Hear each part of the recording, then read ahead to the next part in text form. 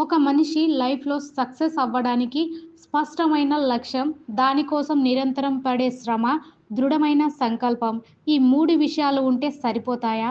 చూద్దాము. మీ లైఫ్‌లో సక్సెస్ అవ్వడానికి ఈ వీడియో 1% అయినా ఉపయోగపడుతుంది అనుకుంటున్నాను.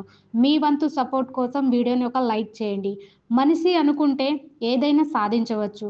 అది ఒక చిన్న పని నుండి ప్రపంచంలోనే నంబర్ 1 అయ్యేంతలా.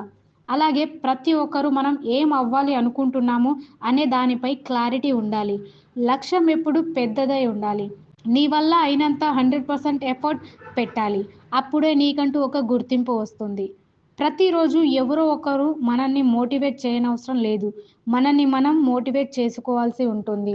మనకు కావాల్సిన మార్పు మనం తెలుసుకోవాలి. చదువు, జాబ్, బిజినెస్ ఏదైనా కావచ్చు. దాన్ని మనం లక్ష్యంగా మార్చుకోవాలి. మనం ఎంత ఎఫర్ట్ పెడుతున్నామో తెలుసుకోవాలి. కొంతమంది బద్ధకంగా ఉంటారు. తల్లిదండ్రుల సంపాదనపై బ్రతికే వాళ్ళు కూడా ఉంటారు. కానీ నీకంటూ ఒక గుర్తింపు ఉందో లేదో తెలుసుకోవాలి. అప్పుడే నీ లైఫ్‌కి ఒక అర్థం ఉంటుంది. మీకున్న టైంని సరిగ్గా ఉపయోగించుకోండి. అవసరం లేని విషయాలకు దూరంగా ఉండండి. ఒక పని చేసేటప్పుడు మనకు ఫెయిల్యూర్ వస్తుంది. ఆ ఫెయిల్యూర్ వచ్చిందని ఆ పనిని వదిలిపెట్టకూడదు.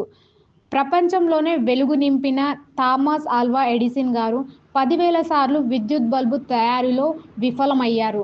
కానీ వాటిని విజయానికి దారితీసే మార్గాలుగా చూశారు.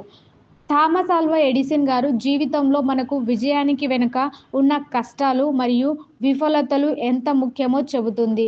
ఆయన సృష్టించిన ప్రతి విజయానికి ముందు అనేక ఫెయిల్యూర్స్ ఉన్నాయి. ఈ ఫెయిల్యూర్సే ఆయనకు విజయం ఎలా సాధించాలో నేర్పించాయి.